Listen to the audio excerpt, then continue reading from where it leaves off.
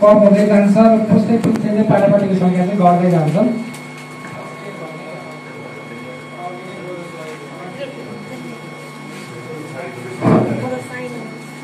प्रत्येक बेदमा पाटापाटीको सङ्ख्या कम हुने र पुस्तै पुस्तै चाहिँ पाटापाटीको सङ्ख्या चाहिँ घट्दै जाने हुन्छ हाडनाता प्रजननमा।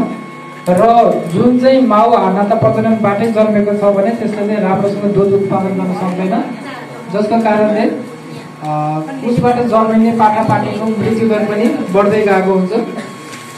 र बङ्गुरहरूको चाहिँ धेरै उमेर हुँदासम्म पनि उसले चाहिँ बाली नखोज्ने समस्याहरू चाहिँ हुन सक्छ। भाले बङ्गुरको केसमा हाडनाता प्रजननबाट जन्मेको भाले बङ्गुरको चाहिँ यौन इच्छाहरू यौन शक्तिहरू कम हुँदै जान्छ भने जन्मेको पाटापाटीको शारीरिक विकृतिहरू धेरै हुन्छ। जस्तै कुनैको आँखा नै बन्द भएको अथवा खुट्टा फर्किएको जे जति विकृतिहरू हुन्छ त्यो विकृति भएको चाहिँ पाटापाटी चाहिँ जन्मिन सक्छ हाडनाता प्रजननबाट।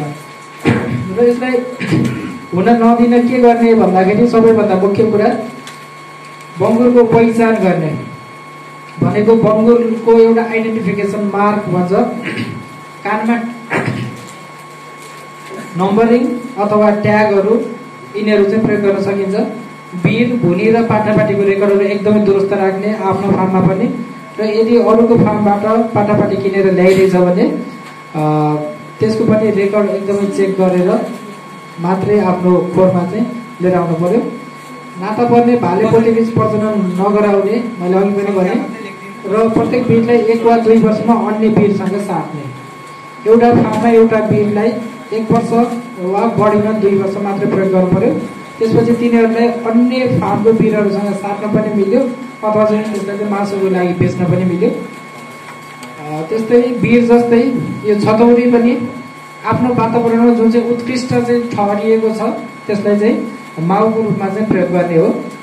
र यदि मासुको लागि मात्रै हामीले पाल्ने हो, प्रजनन चाहिँ हाम्रो चाहिँ मुख्य पेसा होइन, पाटापाटीलाई हुर्काउने र मासुको लागि बेच्ने हो भने अर्को जातको भालेबाट प्रजनन गराउँदाखेरि पनि हुन्छ। क्रस ब्रिडिङ भन्छ। क्रस ब्रिडिङ गराउँदाखेरि पनि मासुको उत्पादन राम्रो हुन्छ। पाटापाटीमा त्यो हाडनाता प्रजनन हुने सम्भावना चाहिँ कम हुन्छ। अब माउको छनौट भयो, ब्याडे बिरको छनौट भयो, माउको छनौट भयो भने अब पाटापाटीको हेरचाह। तपाईँहरूलाई थाहा नै होला प्रजननको 114 दिन पछाडि चाहिँ बङ्गुर ब्याउँछ सामान्य अवस्थामा। र यसरी पाटापाटी जन्मिसके पछाडि सबैभन्दा सुरुमा गर्नुपर्ने काम के हो भन्दा भर्खरै जन्मेको पाटापाटीलाई माउको चाहिँ दुध चुस्न सिकाउने। यसको 2-3वटा कुरा हुन्छ। एउटा के हुन्छ भन्दा पाटापाटीले चाहिँ माउको दुधबाट एकदमै पर्याप्त पौष्टिक तत्त्वहरू चाहिँ पाइरहेको हुन्छ। यसमा माउको दुधमा एन्टिबडीहरू हुन्छ। त्यो एन्टिबडी चाहिँ के गर्छ भन्दा रोग प्रतिरोधी क्षमता चाहिँ वृद्धि गरिरहेको हुन्छ। भने अर्को कुरा यदि पाटापाटी जन्मिने बित्तिकै माउको दुध चुस्टियो भने त्यहाँ एउटा हर्मोन निस्किन्छ अक्सिटोसिन भन्ने। त्यो हर्मोनले चाहिँ पाठेघरको सङ्कुचन गराउँछ र पाठेघरको सङ्कुचन भइसके पछाडि त्यस पछाडि जन्मिने पाटापाटीहरू सजिलै जन्मिन सक्छ, छिटो जन्मिन सक्छ। अर्को पाटापाटी जन्मिसके पछाडि त्यसको नाभि काट्नु पर्यो र नाभि काटेको भागलाई आयोडिनमा डुबाउने। तेल बेसार लाउने गरेको देखिन्छ कतिपय ठाउँमा। केही उपलब्ध छैन भने त त्यसले पनि काम त गर्यो, तर सबैभन्दा राम्रो चाहिँ आयोडिन अथवा चाहिँ अरू कुनै एन्टिसेप्टिकहरू जस्तै बिटाडिनहरू हुनसक्छ तिनीहरूमा डुबाइदिने त्यसलाई। अर्को अघि पनि भन्यो हामीले पाटापाटीले दुध चुस्न सक्ने तर माउले पाटापाटी चुस्न नसक्ने गरी फलामको बार लगाउने। यो चाहिँ एकदमै अति महत्त्वपूर्ण छ। पाटापाटीलाई न्यानोसँग राख्ने, कुनामा छुट्टै स्थान बनाउने। अघि पनि भने माउको पेटमा आउँदाखेरि पाटापाटीले चाहिँ एकदमै धेरै तापक्रम पाइरहेको हुन्छ र त्यो जन्मिने बित्तिकै त्यो तापक्रम चाहिँ एक्कासी घट्दाखेरि उसमा चाहिँ त्यो सडनली तापक्रम घट्दाखेरिको चाहिँ असर देखिन्छ र मृत्यु पनि हुनसक्छ। त्यो कारणले पाटापाटीलाई न्यानोसँग राख्नु पर्यो, छुट्टै कुनामा छुट्टै स्थान बनाउने र त्यसलाई पनि त्यहाँ बल्बहरू अथवा अरू केही चिजहरू राखेर चाहिँ तातो हुने चाहिँ व्यवस्था गराउन सकिन्छ। अब सरसफाइ, पाटापाटीलाई स्वस्थ राख्ने खोरको नियमित सरसफाइ गर्ने। बङ्गुर यदि चाहिँ भोलि ब्याउँदैछ भने आजको दिनमा चाहिँ बङ्गुरलाई चाहिँ नुहाइदिनु सबैभन्दा राम्रो हुन्छ। यो अलिकति सामान्य छ सुन्दाखेरि, तर यदि धेरै किसिमको रोगहरू फैलिनेबाट चाहिँ बचाउँछ। मगरलाई ब्याउनभन्दा अगाडि चाहिँ नुहाइदिनु राम्रो हुन्छ। सकेसम्म चाँडो बिगौती दुध खुवाउने। मैले अघि भने बिगौती दुधमा पर्याप्त पौष्टिक तत्त्वहरू हुन्छ, यसमा एन्टिबडीहरू धेरै हुन्छ, रोग प्रतिरोधक क्षमता चाहिँ यसले वृद्धि गर्छ। र सुरुवाती दिनहरूमा पाटापाटीले चाहिँ दाना नखाने हुँदाखेरि यसको पौष्टिक तत्त्वको एउटै मात्र स्रोत चाहिँ बिगौती दुध हो। त्यही भएर सकेसम्म चाँडो पर्याप्त मात्रामा चाहिँ बिगौती दुध खुवाउनु पऱ्यो। पाटापाटी जन्मेको 1-2 दिन भित्रै कुकुर दाँत काट्दिने। कुकुर दाँत चाहिँ के हुन्छ भने कुकुर दाँतको असर के हो भन्दा कुकुर दाँत काटिएन भने यसको दुध पिस्दाखेरि माउको थुनमा चाहिँ घाउ बनाइदिन्छ। र त्यो थुनमा भएको घाउबाट चाहिँ त्यहाँबाट इन्फेक्सन स्प्रेड हुनसक्छ, मास्टाइटिस जस्तो समस्याहरू निस्किन सक्छ। अर्को के हुन्छ भन्दा उसको आफ्नै पनि गिजामा जुन अपोजिट गिजा हुन्छ त्यसमा घाउहरू बन्न सक्छ र उनीहरू चाहिँ एक आपसमा चाहिँ लड्दा चल्दाखेरि एकअर्काले चोट पुर्याउने सम्भावना पनि हुन्छ। त्यही भएर जन्मेको 1-2 दिनभित्रमै कुकुर दाँत चाहिँ काटिदिन आवश्यक हुन्छ। यो त्यति गाह्रो पनि छैन, एउटा टुथ क्लिपर नै पाइन्छ, त्यो भएन भने पनि नङ्कटले त्यसलाई चाहिँ चट्ट काटिदिन सकिन्छ। ठ्याक्कै गिजाको लेभलमा हुने गरेर बढी काट्यो भने गिजामा घाउ हुने सम्भावना हुन्छ, त्यो चाहिँ ठ्याक्कै विचार गरेर गिजा बराबर हुने किसिमले चाहिँ काटिदिन सकिन्छ। अर्को खोरभित्र जन्मेको बच्चालाई रक्त अल्पताबाट बचाउन आइरनको सुई दिने। त्यो चाहिँ के हुन्छ भन्दा बिगौती दुधमा सबै पौष्टिक तत्त्व भए पनि एउटा चिजको अभाव हुन्छ, त्यो भनेको आइरन हो, फलाम हो। र त्यो फलाम नभइसकेपछि के हुन्छ भने रगतहरू बन्न सक्दैन। रगत बढ्नको लागि फलामको चाहिँ एकदमै ठुलो भूमिका हुन्छ। त्यस कारणले त्यो नहोस्, रगतको अभाव नहोस् भन्ने हिसाबमा चाहिँ पाटापाटीले जन्मेको 2-3 दिनभित्र नै आइरनको इन्जेक्सन लगाइदिने। 1 देखि 2 ml आइरन टेक्स्ट्रा चाहिँ मासुमा लगाइदिन सकिन्छ। र सम्भव छ भने पाटापाटीले घाँसे मैदानमा खेल्ने व्यवस्था मिलाउने। घाँसे मैदानमा चाहिँ खेल्न पाउँदाखेरि जुन यो आइरन हुन्छ, यो आइरनको चाहिँ अभाव हुने सम्भावना कम हुन्छ।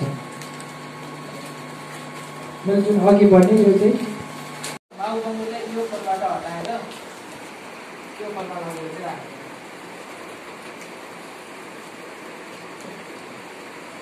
र त्यसको 2-3 दिन पछाडि माउलाई हटाइसकेको 2-3 दिन पछाडि पाटापाटीलाई अझै दुध छुटेको बानी भइसक्छ, क्लिनिङ भइसक्छ। त्यस पछाडि पाटापाटीलाई चाहिँ हटाएर यसरी छुट्टै एउटाले ठाउँमा राख्न सकिन्छ।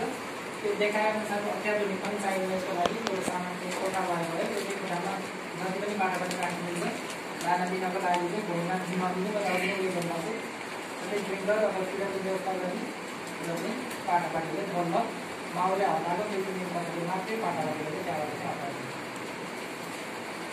सर यो खोरको साइजहरू बताइदिनु तपाईँले यसरी क्लोज बनाउनु चाहिँ आउँछ है, त्यही बेला है। अब यो चाहिँ मासुको लागि पाटापाटीको खोर हो, यसमा पनि त्यस्तो स्पेसल केही पनि चाहिँदैन। एउटै खोरमा जतिवटा पनि राख्नु मिल्छ अटाउन्जेलसम्म। र त्यसको लागि दाना पानी भन्दा अरू पनि भने छुट्टै दाना पानी बनाएर राख्ने भइ नै हाल्छ। तपाईँलाई चाहिँ थाहा छ कि छैन, पाटापाटी छुट्याएको 3 देखि 7 दिनमा माउले चाहिँ पेट बसिसक्नु पर्छ पाटीचेरी।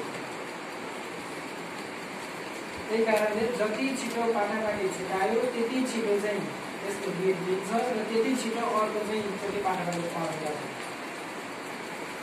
भनेको। अब त्यसमा जुन चाहिँ यो अत्याधुनिक दानाहरू अथवा सिस्टममा चाहिँ दानाको प्रयोग गर्दाखेरि त्यो चाहिँ जुन क्लिनिङ पिरियड भन्दै दुध छुट्याउने अवधि हुन्छ त्यो चाहिँ 28 दिनमा चाहिँ रोक्न सकिन्छ। 28 दिनमा पाटापाटी दुध छुट्याउन सकिन्छ। तर यो परम्परागत तरिकाले पाल्ने गर्दाखेरि 45-50 दिनसम्म पनि पाटापाटीको दुध छुट्याउन नसकिन्छ। त्यो कारणले यस्तो किसिमको व्यवस्थाहरू भयो र चाहिँ अनलिमिटेड एक्सपोर्ट बनाउँदा त्यो ब्रोसरमा पनि लेखेको छ त्यो किसिमले चाहिँ दाना प्रयोग गर्नुभयो भने 28 दिनमा पाटापाटीको दुध उत्पादन पाटापाटीलाई दुध छुट्याउन सकिन्छ, जसले गर्दा 3 हप्ता जतिको चाहिँ समय तपाईँको बचत हुन्छ। अब अरू के कुरामा विचार बनाउँदाखेरि अत्याधिक जाडो र अत्याधिक गर्मीबाट बचाउने पर्छ। बङ्गुरको लागि उसको अनुकूल तापक्रम भनेको 24-25 डिग्री सेन्टिग्रेड भनेको एकदम अनुकूल तापक्रम हो। तर हाम्रो जस्तो अवस्थामा 24-25 डिग्री सेन्टिग्रेड त सजिलो भइरहेको हुन्छ। गर्मीमा त 38-39 पनि पुग्छ, त्यही माथि चाहिँ त्यो होचो टिमको चाहिँ खोरमा त 40-42 डिग्री सेन्टिग्रेडसम्म जान्छ। त्यही कारणले अत्याधिक जाडो र बढीबाट बचाउने गर्दाखेरि सबैभन्दा मुख्य कुरा के हो भन्दा घरलाई पूर्व पश्चिमबाट निस्केर बनाउनु पर्छ। जस्तै यो पूर्व हो यो पश्चिम भयो भने यो ओरिएन्टेसन बनाउँदाखेरि घाम यताबाट पुऱ्याउँछ, घरको माथि माथि हुँदै त्यता गएर अस्ताउँछ, जसले गर्दा खोरमा सिधा सूर्यको किरण पर्दैन, जसले केही हदसम्म तापमान कम हुन्छ। एउटा कुरा। अर्को कुरा खोरको उचाइ अलिक बढी बनाउनु पर्छ। खोरको उचाइ अलिक बढी भइसकेपछि त्यो टिनहरू तातेर त्यो तल चाहिँ बढी गर्मी हुन्छ नि, त्यो समस्याहरू चाहिँ कम गर्न सकिन्छ भने सम्भव भएसम्म पङ्खाहरूको चाहिँ व्यवस्था गर्नुपर्छ। र त्यो टिनमाथि पनि खरहरू अथवा त्यो जुन चाहिँ सूर्यको किरण चाहिँ नसोच्ने किसिमको कि चिसो बनाउने किसिमको चाहिँ अब फल सिलिङहरू किनेर राखिदियो भने टेम्परेचर कन्ट्रोल गर्न सजिलो हुन्छ। भने त्यही गर्दाखेरि जाडोमा अर्को फाइदा के हुन्छ भने जाडोमा अलिकति बाँध्यो कि भनौँ न पूर्व यता छ भने अलिक यताबाट सूर्य उदाएर यतिबाट चाहिँ कस्तो तातो हुन्छ कि भनेको अलिक छोटो पर्छ कि उच्चारण गर्नु चाहिँ छैन, त्यो हुँदाखेरि साइडबाट अहिले चाहिँ न्यानो सूर्य किरण पनि बसिरहेको सजिलोसँग सरसफाइ गर्न सकिने व्यवस्था मिलाउँछ। सजिलोसँग सरसफाइ गर्न सकिने व्यवस्था अलिअलि कुरा अघि पनि पढ्यो, खोरलाई चाहिँ अलिकति भिरालो किसिमको बनाइदियो भने त्यसमा चाहिँ सरसफाइमा अति सजिलो पानी हालेर मोटर लगाएर पानी हालेर बढाएर त्यसलाई फाल्न सकिन्छ। अथवा दिशा दिशाबाट आफै पनि त्यो चाहिँ बगेर त्यहाँ चाहिँ जम्मा हुँदैन र भङ्गुले हामीले मैल दिँदाखेरि सफा गर्दाखेरि त्यहाँ चाहिँ त्यो बाँधेर बस्दैन। तर सम्म भयो अथवा बिचमा गहिरो भएर त्यहाँ चाहिँ पानी चाहिँ बाँड्यो भने त्यसमा चाहिँ किरा फटाका लामखुट्टेहरू जस्तो लाभाहरूले बढ्ने गर्ने त्यसपछि अरू समस्याहरू पनि हुन सक्छ। माउले नखिच्ने गरी यस्तो किसिमको चाहिँ व्यवस्था गर्न सकिन्छ। पाटापाटीले कोनामा न्यानो बनाउनको लागि चाहिँ यसरी बत्तीहरू बालेको छ, दाना पानीको लागि छुट्टै व्यवस्था गरेको छ, यसरी चाहिँ गर्न सकिन्छ। त्यो दाँत हटाउने तरिका चित्रमा देखाएको जस्तो एकदमै सजिलो छ। जन्मेको 72 घण्टाभित्र चाहिँ दाँत काट्दिने हो। त्यसलाई चाहिँ यसरी टुथ क्लिपरले गिजाको लेभल बराबर हुने किसिमले दाँत काट्दिन सकिन्छ। अर्को खसी पार्ने तरिका उपयुक्त समय यसको चाहिँ 14 देखि 15 दिन हो। 2 हप्ताभित्रमा नै बङ्गुरको पाठाले चाहिँ खसी बनाउनु पर्यो। हाम्रो चाहिँ के देखिरहेको हुन्छ भन्दा 50-55 दिन हुँदासम्म पनि अथवा चाहिँ पाठापाटीले दुध छुट्याइसके पछाडि त्यस पछाडि चाहिँ खसी पार्ने गरेको देखिन्छ। त्यो चाहिँ राम्रो होइन। यसरी अब यसको प्रोसेस चाहिँ के हुन्छ भन्दा पाठालाई चाहिँ यसरी चाहिँ उल्टो बनाएर यसरी राख्ने, अन्डकोशलाई निचोरेर यसरी चाहिँ एउटा छेउमा लिएर आउने र चाहिँ त्यहाँनिर उपलब्ध भएसम्म लट्ठ्याउने औषधि लिग्नोगेनहरू चाहिँ प्रयोग गर्न सकिन्छ। र यसरी तन्काइसके पछाडि अब अन्डकोशको चाहिँ लम्बाइ बराबर हुने किसिमले चाहिँ एउटा ब्लेडलाई चाहिँ कि त यस्तै स्काल्पल ब्लेड भयो भने राम्रो, भएन भने अर्को ब्लेडलाई पनि एउटा आगोमा चाहिँ त्यसलाई तताएर निसङ्क्रमण गरेर यो बराबर हुने किसिमले चाहिँ यसरी काटिदियो भने त्योबाट चाहिँ यसरी अन्डकोश चाहिँ बाहिर निस्किन्छ। त्यो बाहिर निस्केको अन्डकोशलाई चाहिँ यहाँनिर एउटा चाहिँ डोरीले बाँधेर त्यो घाउहरू हुँदाखेरि स्टिच लगाउने जुन डोरी हुन्छ त्यो डोरीहरूले बाँधेर यता पछाडिपट्टि चाहिँ काट्न सकिन्छ भने अर्को के हुन्छ भन्दा यसलाई नै यहीँनिर काटिदिएर यसलाई नै घुमाएर यहीँ बाँधिदिँदाखेरि पनि हुन्छ। यो चाहिँ ब्लिडिङ नहोस् भन्ने किसिमले चाहिँ यसरी गर्न सकियो।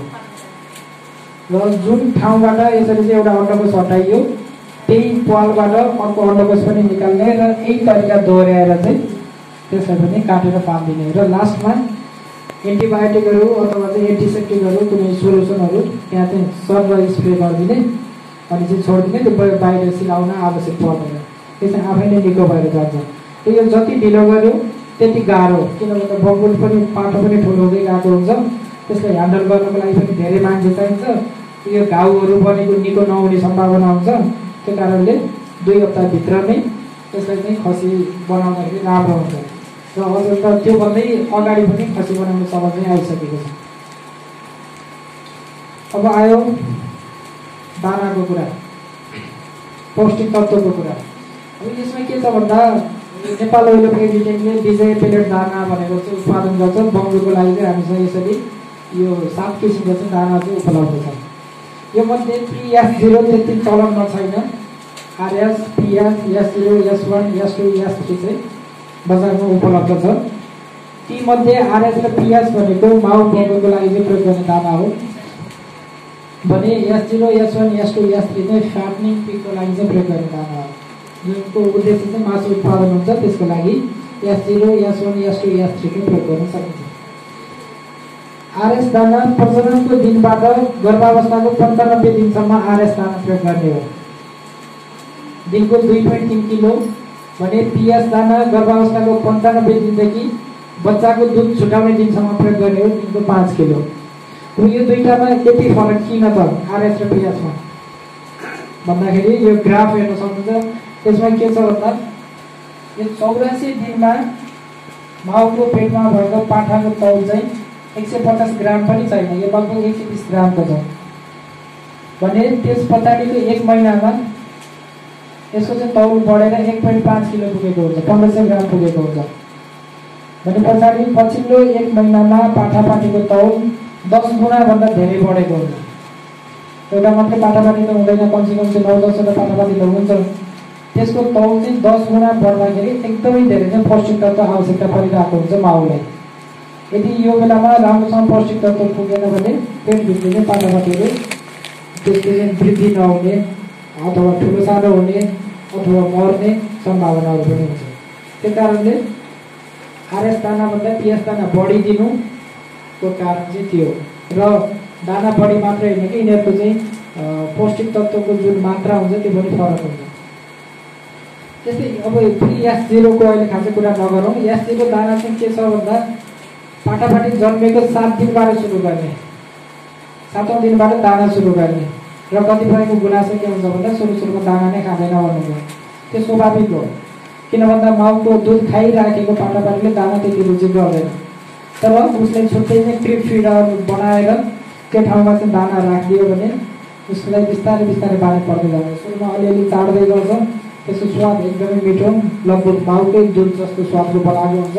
त्यो भएपछि उसलाई बानी पर्छ र त्यो बिस्तारै चाहिँ बढाउँदै जान्छ र त्यो S0 दाना जन्मेको 7 दिनबाट 15 किलो तौल हुन्जेलसम्म चाहिँ S0 दाना प्रयोग गर्ने हो र यो अवधिमा एउटा पाठोले 4 केजी चाहिँ दाना खान्छ। दैनिक हिसाब गर्दाखेरि 250 देखि 650 ग्राम खान्छ। सुरुमा पाठा सानो हुँदाखेरि थोरै नै खान्छ भने बिस्तारै चाहिँ उसको वेट बढ्दै जाँदाखेरि दाना खपत पनि बढ्दै गएर 15 किलो हुँदासम्म दिनको 650 ग्राम चाहिँ S0 दाना खाइरहेको हुन्छ। त्यस्तै S1 दाना 15 किलो तौलदेखि 30 किलो तौलसम्म S1 दाना दिने हो र यो चाहिँ 15 देखि 30 किलो हुन्जेलसम्म 40 किलो चाहिँ S1 दाना चाहिँ खाएको हुन्छ एउटा बङ्गोले।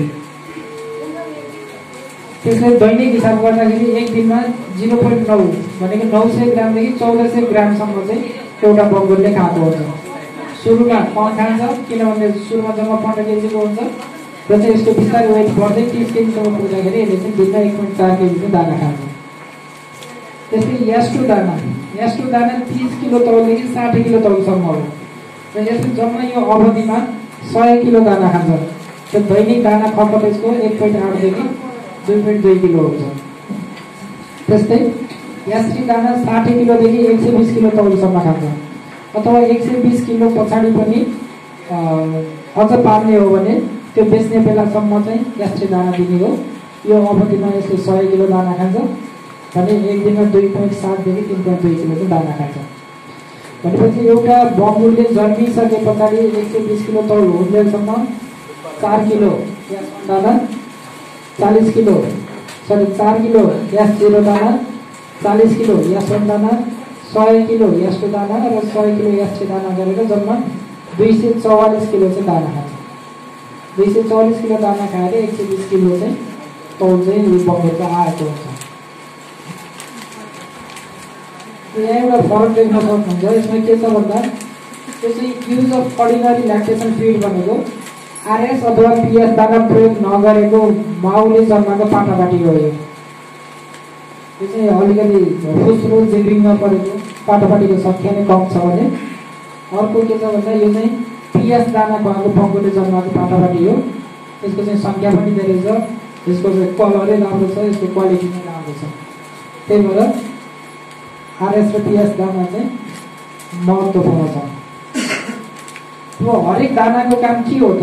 किन यति किसिमको दाना बनाएको? S0, S1, S2, S3, RS PS किन बनाएको भन्दाखेरि S0 दानाले चाहिँ के गर्छ भन्दा पाठापाठीले दाना खान मात्रै सिकाउने हो। अरू यसको धेरै ठुलो भूमिका हुँदैन। माउकै दुधको जस्तो स्वाद हुन्छ, धेरै चाहिँ दुध पाउडर राखेको हुन्छ। पाठापाठीले दाना खान सिक्छ, दाना खान सिकिसके पछाडि माउको दुध पनि खान्छ, दाना पनि खान्छ। त्यो कारणले यसको चाहिँ 28 दिनमा तौल चाहिँ 9-10 किलोसम्म पुग्छ पाठापाठीको, र यसले सजिलै चाहिँ दुध छुटाउन सकिन्छ। तर दानाको प्रयोग भएन भने यो टाइम चाहिँ 28 दिनबाट बढेर 48-50 दिनसम्म पुग्छ, 20-22 दिनको फरक आउँछ। र अब यो व्यावसायिक जमानामा चाहिँ प्रफिट क्यालकुलेट गर्ने भनेको मैले यति टाइममा कति पैसा कमाएँ भन्ने कुराले प्रफिट क्यालकुलेट हुन्छ। अब यसरी हेर्दाखेरि तपाईँले यहाँ चाहिँ 3 हप्ता कमसेकम चाहिँ समय चाहिँ तपाईँको बचत भयो, र त्यो बेलामा हुने अरू खर्चहरू तपाईँले चाहिँ कम गराउन सफल हुनुभयो, र थोरै समयमा धेरै उत्पादन लिन चाहिँ सकियो। यसले के गर्छ भन्दा S0 र S1 दाना जुन मिक्स गरेर प्रयोग गरिन्छ, यसले चाहिँ के हुन्छ भन्दा स्ट्रेस घटाउँछ। जुन विनिङ भनेको के हो भन्दा पाठापाठीले दुध छुटाउने जुन प्रोसेस छ त्यसलाई विनिङ भन्ने हो, र त्यो चाहिँ त्यसले सफल बनाउँछ। यसले त्यो कारणले स्ट्रेसलाई घटाउँछ र डिजिजहरू जुन रोगको चाहिँ सम्भावना हुन्छ त्यसलाई पनि यसले कम गराउँदै जान्छ। S1 दाना शारीरिक तौल यो 10 लेखेको छ, 10 होइन 15 देखि 30 किलोसम्म चाहिँ S1 दाना पाउने हो। यसको मुख्य उद्देश्य भनेको हड्डीको चाहिँ ग्रोथ गराउँछ। यसले हड्डीको ग्रोथ भइसकेपछि के हुन्छ भन्छ एउटा शरीरको फ्रेम बन्छ क्या, त्यसमा नै बाहिर मासु बोसो लागेर पछि तौल बढ्ने हो। सुरुमा चाहिँ ठुलो दारपातको बनाउँछ यसले, हड्डीको चाहिँ राम्रो विकास गराएर। त्यसमा क्याल्सियमहरूको चाहिँ मात्रा धेरै हुन्छ, र यसको अर्को चाहिँ मुख्य रोल के हुन्छ भन्दा ग्यास्ट्रोइन्टेस्टाइनल ट्र्याक्ट भनेको पेट र आन्द्राको चाहिँ राम्रो विकास गराउँछ। S1 दानाले पेट र आन्द्राको राम्रो विकास भइसकेपछि के हुन्छ भन्दा खाएको दानाहरू एकदमै राम्रोसँग पच्छ र सजिलै शोषिन्छ, जसले गर्दा खेर जाने सम्भावना पनि हुँदैन, र वेटहरू पनि एकदमै छिटो चाहिँ बढ्छ। भने S2 दाना 30 देखि 60 किलो शरीरको तौल हुँदासम्म S2 दाना प्रयोग गर्ने हो। S1 दानाले चाहिँ आन्द्राको राम्रो विकास गरेको कारणले S2 दाना सजिलै पच्छ, राम्रोसँग पच्छ, र यसले चाहिँ मासुको चाहिँ ग्रोथ गराउँछ। भनेको मासु लाग्दै जान्छ S2 दाना प्रयोग हुँदाखेरि। भने S3 दानाले मासु र मासुको साथसाथै बाहिरको बोसोको पनि निर्माण गर्छ। र यो हिसाबमा दाना खुवाउँदाखेरि के हुन्छ भन्दा जुन यो बोसोको मोटाइ हो नि, बाहिरको बोसो एकदम पातलो हुन थाल्छ, जसलाई लिन मिट भन्छ। र यसमा चाहिँ एउटा उदाहरण के छ भन्दा इभन नेपालमै पनि काठमाडौँमा विजय दाना खाएको बङ्गुरको मासु अन्य चाहिँ यो परम्परागत कुराहरू अथवा अन्य दाना खाएको बङ्गुरको मासुभन्दा 40 रुपियाँ प्रति केजी चाहिँ बढीमा बिक्री हुन्छ। त्यति राम्रो क्वालिटीको चाहिँ मासु उत्पादन हुन्छ यसले। र यसले चाहिँ जुन त्यो वेस्टेज जान्छ नि, ओफ्रेलहरू हुन्छ, आन्द्राहरू अथवा चाहिँ अरू अखाद्य चिजहरू जुन हुन्छ बङ्गुरमा, त्यो चाहिँ एकदमै कम गराइन्छ। भनेको मासुको मात्रा चाहिँ वृद्धि हुन्छ। छैन भने मोटामोटी तौल निकाल्दाखेरि त्यो तरिका चाहिँ अब राम्रो हुन्छ। यो तौल पनि कस्तो देखिएको छ भन्दा दाना खुवाएको बङ्गुरमा अलिक बढी चाहिँ मिल्न जान्छ कि त्यसको बनावट त्यही किसिमको हुन्छ। यसमा के गर्ने भन्दा अगाडिको छातीको भागमा अगाडिको खुट्टा पछाडि छातीको भागको चाहिँ त्यो गोलाइ नाप्ने, इन्चमा नाप्ने भने कानको जरादेखि पुच्छरसम्मको लम्बाइ पनि इन्चमा नाप्ने। कानको जरादेखि पुच्छरसम्मको लम्बाइ पनि इन्चमा नाप्ने।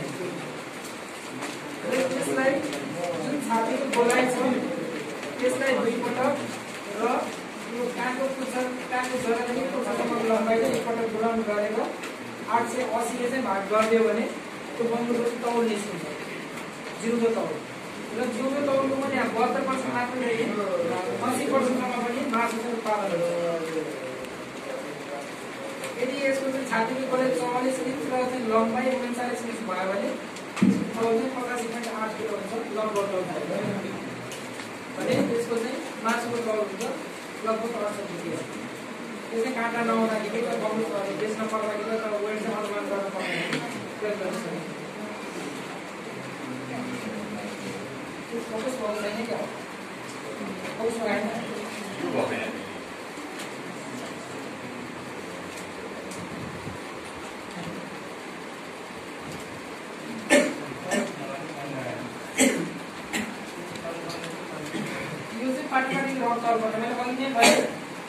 फलाम तत्त्वको कमीले हुने समस्याहरू फलामको चाहिँ प्रयोग केमा आउँछ भने रगत बढ्नमा प्रयोग गर्छ। भनेपछि फलाम अभाव छ भने रगत बन्दैन, जसले गर्दा रक्त अल्पता आउँछ। रक्त भनेको रगत, अल्पता भनेको कमी। रगतको कमी भए पछाडि के हुन्छ भन्दा पाटापाटी कमजोर हुने, छालाको रङ फिक्का हुँदै जाने, झर्को मान्ने, दानापानी नखाने, इम्युनिटी कम हुने, जसले गर्दा अरू रोगले सजिलै आक्रमण गर्ने जस्तो समस्या देखिन्छ। यसैबाट बचाउनको लागि जन्मेको 3 दिनभित्र 1 देखि 2 ml आइरन टेस्ट्रान चाहिँ मासुमा इन्जेक्सन बजाउने र कहिलेकाहीँ आवश्यकता अनुसार यति हुँदा पनि पछाडि पनि रक्त पटाएको चाहिँ यदि त्यो लक्षणहरू देखियो भने त्यो बेलामा पनि बिक्री गर्न मिल्छ। एकदम स्वस्थ बङ्गुरको बाटा हो भने त्यो चाहिँ रक्त अल्पता भएको हो। कलर पनि फरक छ, त्यसको रेन्ज रुसको छ, तपाईँको यो चाहिँ रोगी टाइपको, त्यसको सेतो किसिमको हुन्छ। एनिमिया हुँदाखेरि रक्त अल्पता हुँदाखेरि रोगी र स्वस्थ बङ्गुरको भिन्नता छालाबाट रङ हेर्दाखेरि रोगी बङ्गुरको छाला चाहिँ अलिक फिट्टा फिट्टा किसिमको हुन्छ, जुन स्वस्थ बङ्गुरको एकदम चम्किलो हुन्छ कि देख्दैमा चमकदार हुन्छ छाला भने। रोगी छ भने फिट्टा फिट्टा किसिमको हुन्छ। त्यस्तै पुच्छर स्वस्थ बङ्गुरको पुच्छर घुमाउरो हुन्छ भने रोगी बङ्गुरको पुच्छर सिधै तल झरेको हुन्छ। यो चाहिँ कहिले ब्रिडहरूले पनि यसलाई असर गरेर हुन सक्छ। कुनै कुनै बङ्गुरको ब्रिड चाहिँ के हुन्छ भन्दा स्वस्थकै पनि पुच्छर चाहिँ त्यस्तै घुमाउरो नभएको पनि हुनसक्छ। तर प्रायः जस्तो जुन ब्रिडहरू हामीसँग बोलाउनु छ त्यसमा चाहिँ त्यो किसिमको हुन्छ भिन्नता। आँखा एकदम चम्किलो हुन्छ, सफा हुन्छ, चित्रा नलागेको हुन्छ स्वस्थ बङ्गुरको भने। त्यो चाहिँ रोगी हुन थाले पछाडि आँखा फोहोर हुन्छ, तर त्यसमा चाहिँ चित्रा लाग्न थाल्छ।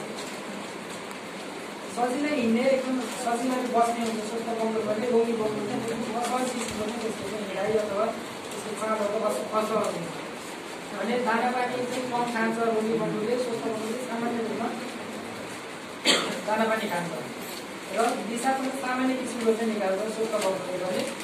रोगी छ भने डायरियाको चाहिँ सम्भावना बढ्छ, पातलो दिशा तापक्रम, श्वास प्रश्वास, नाडीको गति यो सबै सामान्य हुन्छ स्वस्थ बङ्गुरमा भने। रोगी बङ्गुरमा चित्त कम हुन्छ, त्यो यो बढी हुन्छ। भण्डारणको एक तरिका हो। यसले किन इन्क्लुड गर्ने भन्दा अहिले चाहिँ बर्खाको सिजनमा धेरै चाहिँ अब बेसी लाग्ने समस्याहरू चाहिँ देखिरहेको हुन्छ। त्यो के कारणले हुन्छ भन्दा दानाको चाहिँ राम्रो छ भण्डारण भएन भने त्यो समस्या हुन्छ। त्यसको लागि अब यो चाहिँ उदाहरण मात्रै हो। यो चाहिँ कस्तो छ भन्दा जुन तलको यो निलो निलो देख्नुभएको छ यही किसिमको एउटा काठको चाहिँ संरचना बनाउनु पर्यो। सिधै भुइँमा दाना कहिले पनि नराख्ने अथवा केही बोरासोरा ओछ्याएर पनि ठ्याक्कै त्यसको माथि नराख्ने। तल कमसेकम यसरी चाहिँ पाल परेको हावा छिर्ने ठाउँ चाहिँ हुनुपर्छ, जसले गर्दा त्यो जुन त्यो भुइँमा सिधै राख्दाखेरि पसिना आउने र चाहिँ त्यही मोइस्चरले गर्दा पछि फेरि ढुसी आउने समस्याहरू हुन्छ, त्यो चाहिँ कम हुन्छ। दाना राख्दाखेरि कहिले पनि भित्तामा टस्साएर राख्नु हुँदैन। दानामा कहिले पनि पानीहरू पर्नु हुँदैन। दाना भण्डारण गर्दाखेरि पनि राख्दाखेरि पनि यी कुराहरूमा चाहिँ ध्यान दिनुपर्छ। र यो कमसेकम अरू बेलामा नभए पनि वैशाखदेखि भदौसम्मको यो टाइममा चाहिँ एकदम फ्रेस दाना मात्रै मगाएर खुवाउनुपर्छ। तपाईँले जति दाना आवश्यक छ 4-5 दिनमा कति खपत हुन्छ त्योभन्दा बढी दाना मगाउनु हुँदैन। बरु धेरै पटक मगाउने, थोरै थोरै दाना मगाएर फ्रेस दाना चाहिँ प्रयोग गर्ने। यति गर्दा गर्दै पनि कुनै हिसाबमा नै सिजन दानामा देखियो भने त्यो दानाले प्रयोग गर्नु हुँदैन। दाना भण्डारण गर्ने कोठामा अर्को एउटा के कुरामा चाहिँ विचार पुर्याउनु पऱ्यो भन्दा हावा खेल्ने किसिमको हुनुपर्छ। पुरै सबै चाहिँ बन्द ड्याममा परेको कोठाहरू भयो भने पनि त्यसमा चाहिँ मोइस्चर बिल्डअप हुन्छ, जसको कारणले दानामा ढुसीहरू लाग्न सक्छ। यो चाहिँ के छ भन्दा यसको मुख्य यसमा भन्न खोजेको के हो भन्दा बङ्गुरको वेट जति छिटो 25 किलो पुग्छ त्यति छिटो चाहिँ त्यसलाई चाहिँ मार्केटिङ गर्न सकिन्छ।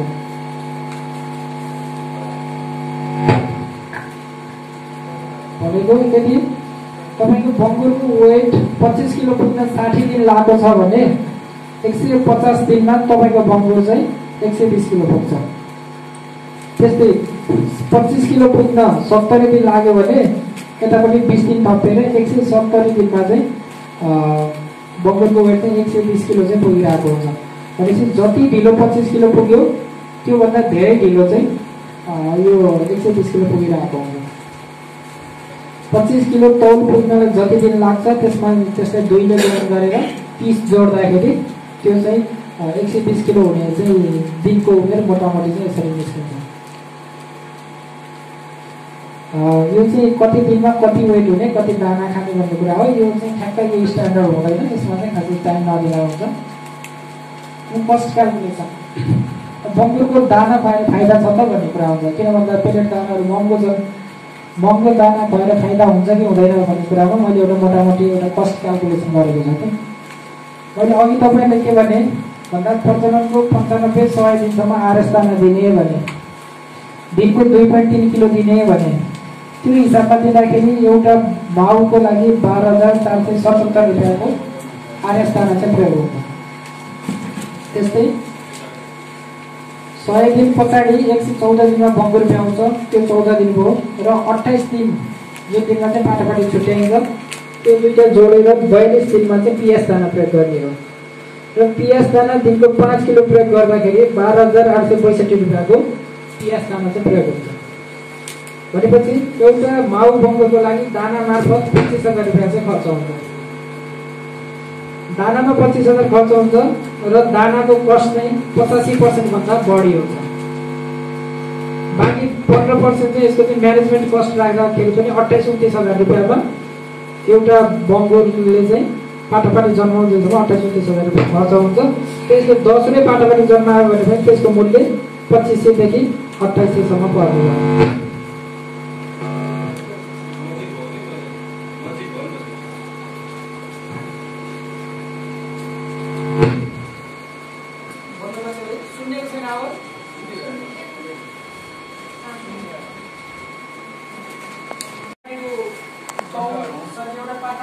उत्पादनको लागि मूल्य चाहिँ लगानी चाहिँ तपाईँको 2500 देखि 2600-2800 सम्म चाहिँ लगानी लाग्ने भयो। त्यो पाटापाटीलाई खुवाउने दाना यसरी तपाईँ 50 किलो दाना 4 किलो लगाएर अघि नै त्यो भनेको 256 रुपियाँको 50 किलो दाना खायो, 40 किलो रेसन दाना खाँदाखेरि एउटा बन्द भयो।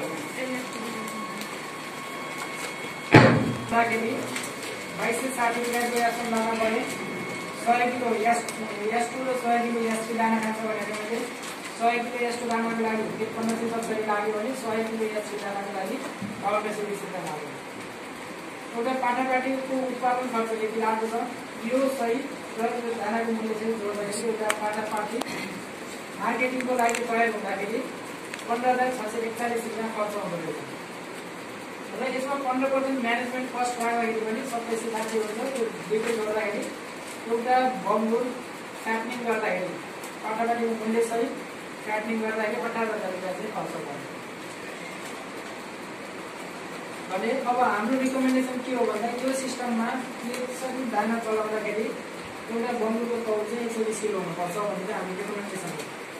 पाटापाटीको क्वालिटी राम्रो यदि छ र चाहिँ कुनै रोगहरू लागेको छैन र यो सिस्टममा चाहिँ दाना चलेको छ भने 6 देखि 6.5 महिनामा 120 किलो चाहिँ तौल मजाले आउँछ। र अहिले तपाईँले बङ्गुर कति दिन किलो बेच्नुहुन्छ? 300 पनि हाल्न मान्दैन नि हो। जिउँदोलाई 300 मैले 280 राखेको छु है। 280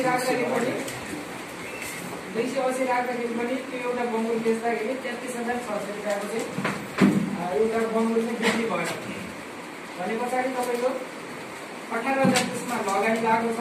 33,600 मा बेच्यो भने 15,150 चाहिँ फाइदा भयो। त्यो भनेको लगानीको 82.5% चाहिँ फाइदा भयो। अब यसमा यो चाहिँ मोनिटरिङ धेरै फाइदा भइहाल्छ। त्यो पैसाको चाहिँ फाइदा यति भयो। तर जुन 1 वर्ष पालन गर्ने बङ्गुर अब तपाईँले चाहिँ 6 महिनामा बेच्न सफल हुनुभएको छ। जुन एक वर्षमा एकचोटि बेच्नु भयो भने अब दुईचोटि बेच्न पाइयो भनेपछि फाइदा त डबल भएन र जब मासुलाई हामी उत्पादन गऱ्यौँ होइन मानिलो 120 किलो भयो 120 किलो भयो उनीहरू दाम अब 300 दाम लाग्छ जब 100 किलो 120 किलोको दाम पनि लाउँदैन 70 80 किलो भयो दाम लाउँदैन किन 70 80 120 किलो सुँगुरको 120 किलो हुँदैन 6 महिनाको दाम दिँदाखेरि पनि 70 80 किलो दिने भयो 120 किलो पनि दाम नदिने भयो के टोटलमा वेटको दाम 70 80 हुँदैन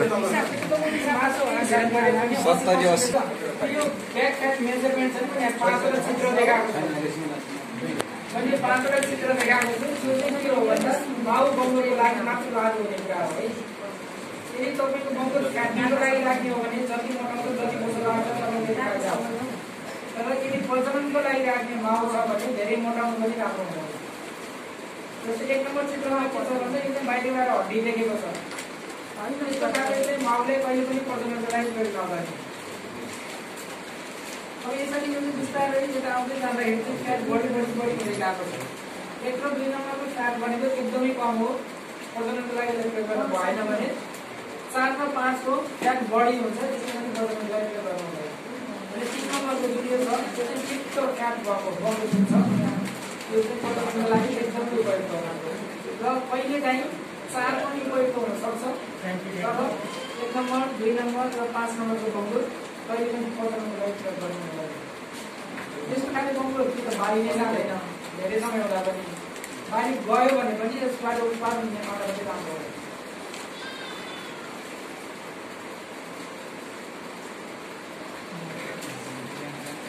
यो 3 नम्बरको बङ्गुर अब सामान्य हामीले कसरी चिन्ने भन्दा यसरी हड्केलाले ठेल्दाखेरि हड्डी चाहिँ मजाले ठेल्दाखेरि हड्डी फिल भयो भने त्यो चाहिँ ठिक छ तर त्यो गर्दाखेरि पनि हड्डी फिल भएन भने त्यसलाई प्रयोग नगर्ने र अर्को चाहिँ जुन सजिलै हड्डी फिल हुन्छ त्यसलाई पनि प्रयोग नगर्ने हड्केलाले मजाले चाहिँ बल दिएर हटेर्दाखेरि मात्र भित्रको हड्डी फिल हुन्छ भने त्यसलाई मात्रै प्रजननको लागि प्रयोग गर्छ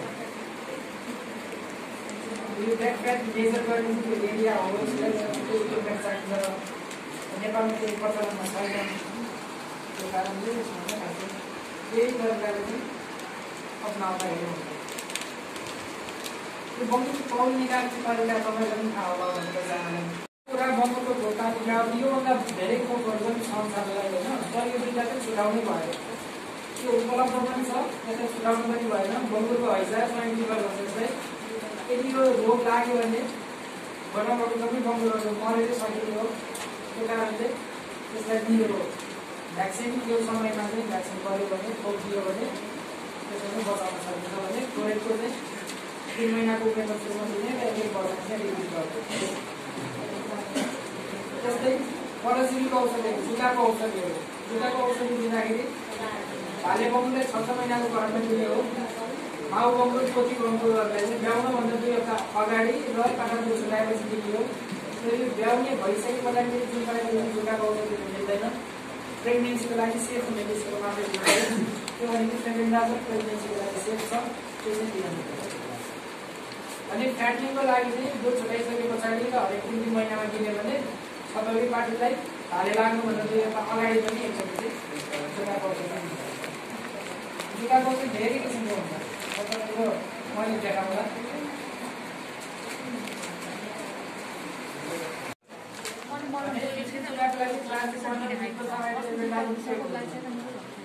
ऋतुहरू आएको छ भने आइभरमेक्टिन एन्टिफाइजहरू प्रयोग गर्न मिल्छ यसको डोजहरू म्यानुफ्याक्चरले नै त्यहाँ लेख्दै प्रयोग गर्न दियो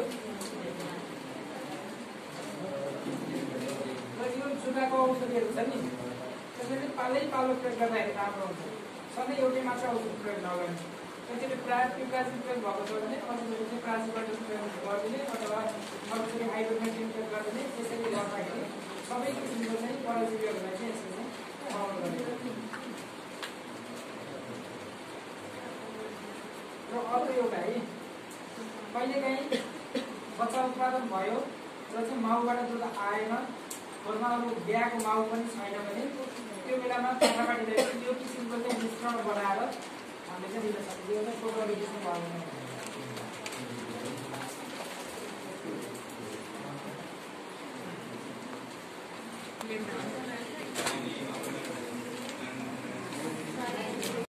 कन्फ्युजिङ हुन्छ यो सबै कुराहरू तपाईँले फलो गर्दाखेरि होइन। तपाईँले त राम्रो के हुन्छ भन्दा सम्भव भएसम्म दिनको एकपटक मात्रै प्रयोग गर्ने, हप्ताको 5 दिन मात्रै प्रयोग गर्ने, 2 दिन चाहिँ रेस्ट गरेको तपाईँले त राम्रो थियो। तर कहिलेकाहीँ दिनमा 2 पटकसम्म पनि प्रयोग गराउन सकिन्छ, तर त्यो रेगुलर हुनु हुँदैन है। यदि त्यो भयो भने बढी बारी लगाएर एउटै दिनहरूबाट भने त्यसपछि यो इच्छा र यो इच्छाबाट बिस्तारै कमी हुँदै जान्छ, जसले गर्दा त्योबाट उत्पादन भएको पाटापाटीको गुणस्तर पनि राम्रो हुँदैन। पाटापाटीको गुणस्तरमा माउले मात्र अथवा त्यो आमाको मात्र गुणाउने होइन कि बाबुतिरबाट पनि गुण चाहिँ 50% आएको हुन्छ। त्यही भएर माउको मात्र राम्रो केयर गर्दाखेरि पनि हुँदैन, यदि बिउको राम्रो छनौट भएन भने त्यसको उत्पादनमा असर गर्दैन। यदि चाहिँ सानो बिउ छ भने सानै माउको लागि प्रयोग गर्ने, सानो बिउलाई ठुलो माउको लागि प्रयोग गर्यो भने त्यो त्यति प्रभावकारी हुँदैन भने ठुलो बिउको लागि ठुलो माउको लागि ठुलो बिउको प्रयोग गर्ने। त्यो बिउहरू पनि 1-2 वर्षमा अरू नै फार्मको बिउहरूसँग साथी राख्नुपर्छ, जसले गर्दा यो हातखुट्टा प्रजननको चाहिँ सम्भावनाहरू चाहिँ कम हुन सक्छ। एउटा बिउले एउटा चाहिँ तपाईँको फार्ममा 1 वर्ष चाहिँ मात्र त्यसलाई प्रयोग गर्ने र त्यसले अरूसँग पनि साट्न सक्छ, या त त्यसलाई बेच्न सक्ने या त अरूसँग साट्न सक्ने। यो चाहिँ हाम्रो गाउँघरमा अप्नाइएको प्रजनन विधिको चाहिँ एउटा भनौँ न उदाहरण हो कि हातखुट्टा प्रजननको एकदमै ठुलो समस्या छ।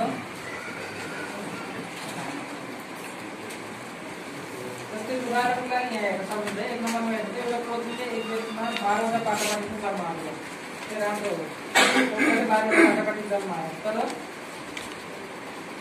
अर्को कुनै किसानले के गर्छ भन्दा यही मध्येबाट एउटा भाले एउटा पोथी चाहिँ ल्याएर जान्छ, त्यसले लान्छ हुर्काउँछ र त्यही 2टा बिच चाहिँ संसर्ग गराइदिन्छ।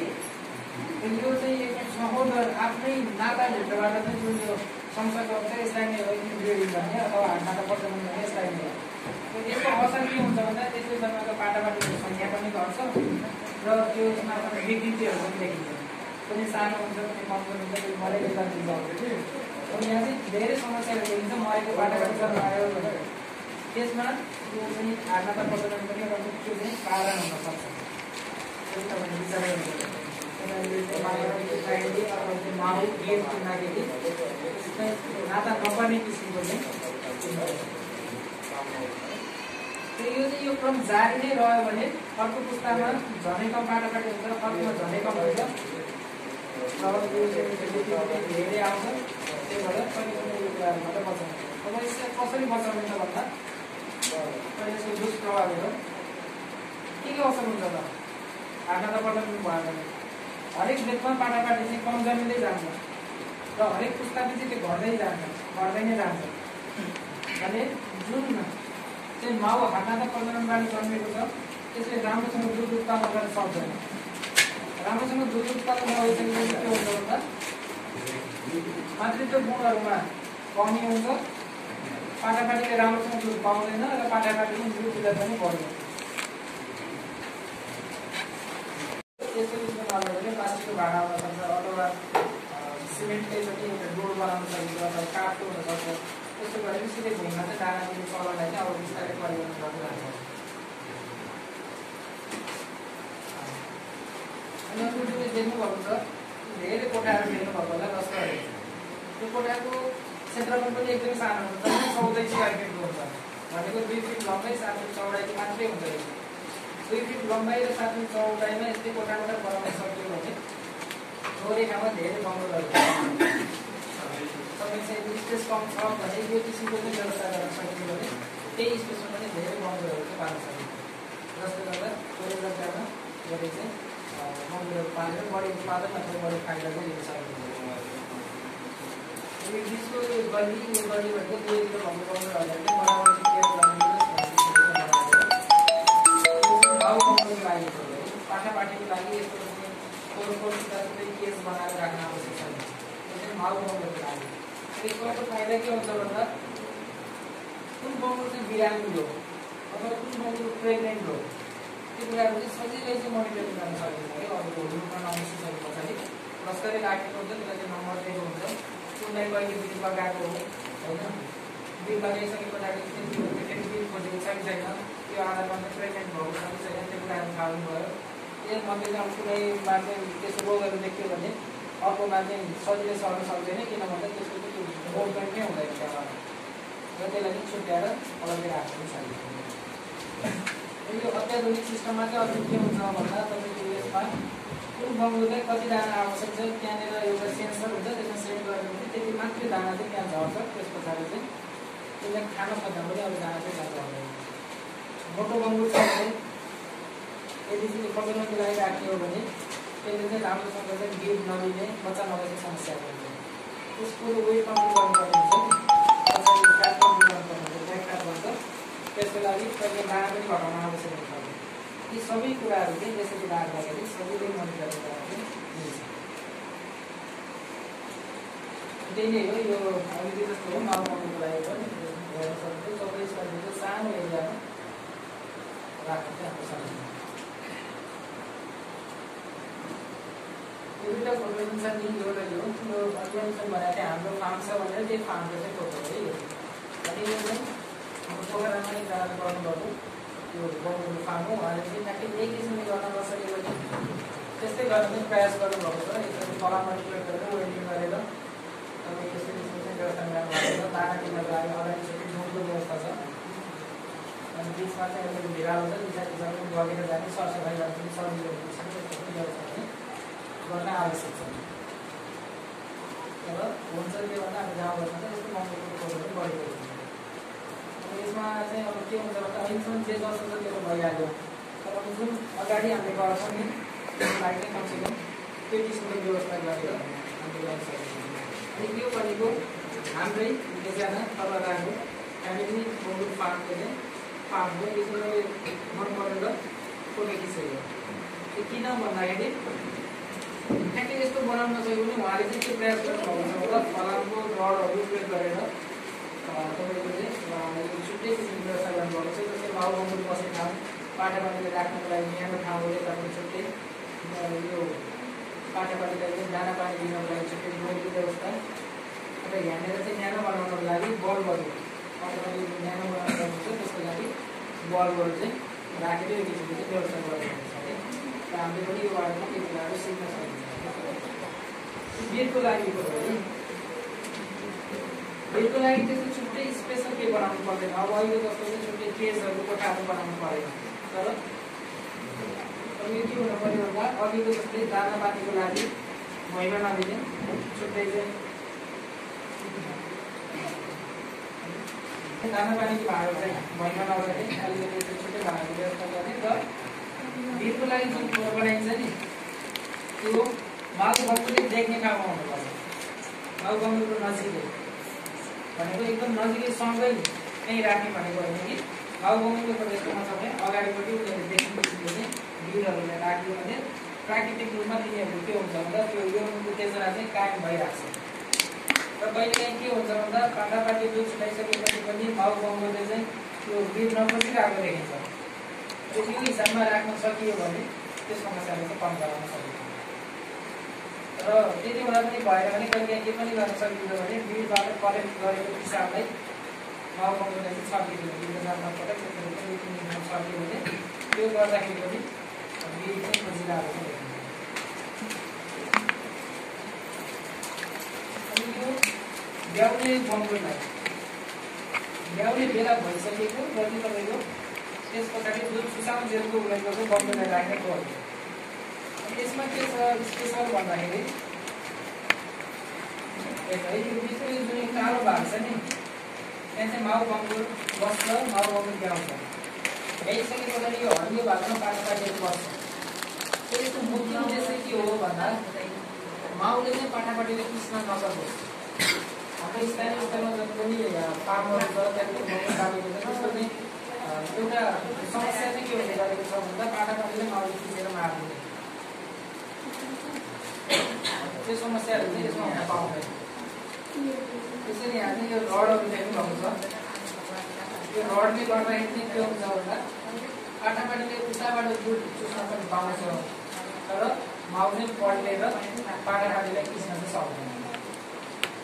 र अर्को के हुन्छ भन्दा यस्तो गरिसके पछाडि जुन यो पाटापाटी राखेको ठाउँमा छ त्यसमा चाहिँ पाटापाटीको दाना राखेपछि माउले पाटापाटीले दिएको दाना खान पनि पाएन र पाटापाटीले माउको दाना खान पनि पाएन।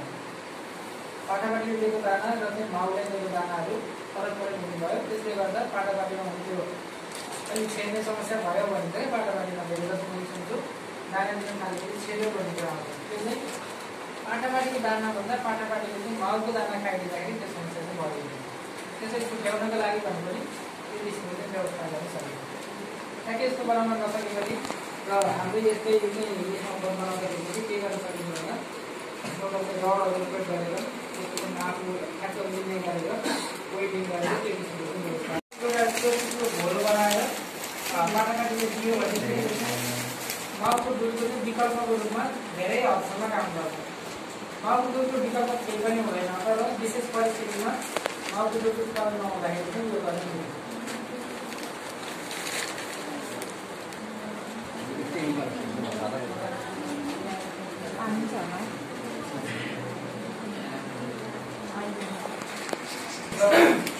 एउटा चाहिँ अहिले एकदम पहिलो आएको रोगको बारेमा चाहिँ तपाईँले जानकारी दिन चाहन्छु है।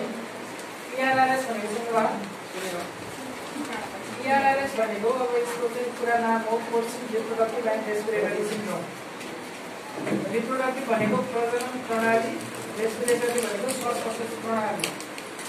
प्रजनन प्रणाली र श्वास प्रश्वास प्रणालीसँग सम्बन्धित बङ्गो चाहिँ एकदमै यो धेरै अलिक फैलिन लागेको रोग हो PRRS। त्यसको कारण भाइरस हो। त्यही कारणले यसको कुनै उपचार छैन। सबभन्दा राम्रो प्रकारले लाग्ने नदिने। अब यसको के हुन्छ भन्दा पाटापाटीमा त मृत्यु दर 100% होइन, कि त मरेकै जन्मिन्छ, जन्मियो भने पनि मर्छ भने माउमा चाहिँ यसको मृत्यु दर बढीमा 20%सम्म मात्रै हुन्छ। 10वटा माउ छ भने एउटा दुईवटा चाहिँ मर्न सक्छ। यसको लक्षण चाहिँ के हुन्छ भन्दा सुरुमा कहिलेकाहीँ अब दाना पानी नखाइदिने होइन, अलिअलि ज्वरो आएको जस्तो हुने, सास फेर्न कठिनाइ हुने हुन्छ।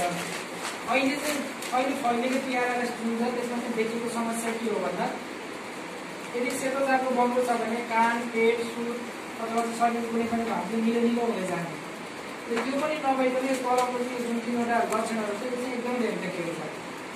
जस्तै माउ बङ्गोले भाले नखोज्ने, भाले खोजिहाल्यो भने पनि बच्चा नबस्ने, बच्चा बसिहाल्यो भने पनि भ्रूणभित्रै मर्दिने, गर्भ तोडिने, गर्भावस्था पुरा नहुँदै अथवा चाहिँ कटेर मात्रै बङ्गुल्का हुने र कहिलेकाहीँ के पनि हुने भन्दा त्यो पेटभित्र चाहिँ बच्चाहरू चाहिँ त्यहाँभित्र म्याचुरेसन हुने, भित्र चाहिँ सोच्ने र चाहिँ मरेको पाटापाटी जन्मिने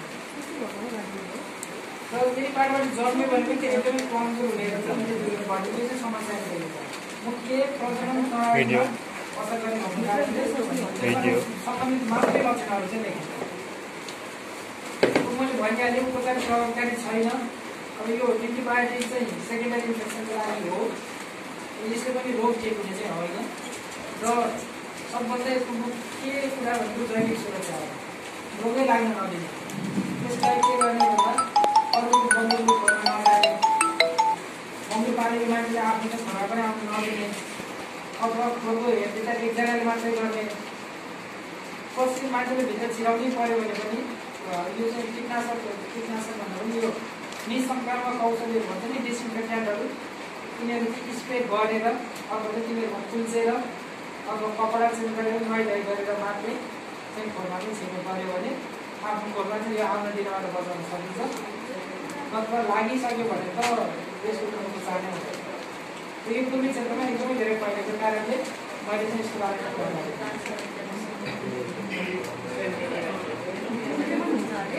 काठमाडौँ सेन्टरबाट चाहिँ प्राविधिकको टोली आएर झापाबाट यसको चाहिँ स्याम्पलिङ गरेर लिएर जानुभएको छ PRRS हेर्नको लागि।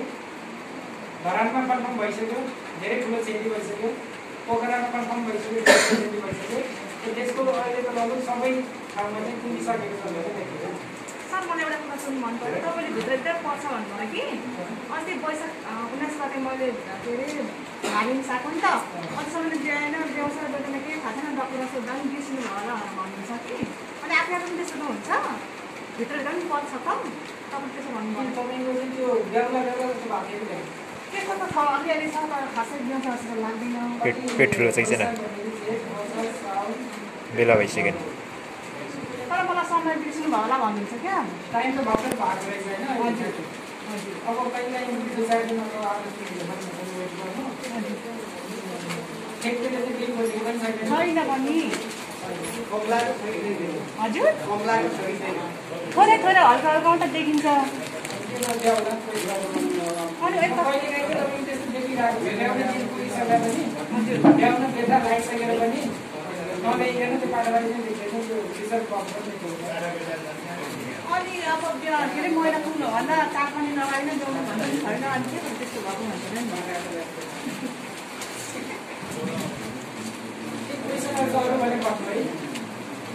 कम हुँदै जान्छ र पुस्दै पुस्दै पाटापाटीको सङ्ख्या चाहिँ घट्दै जान्छ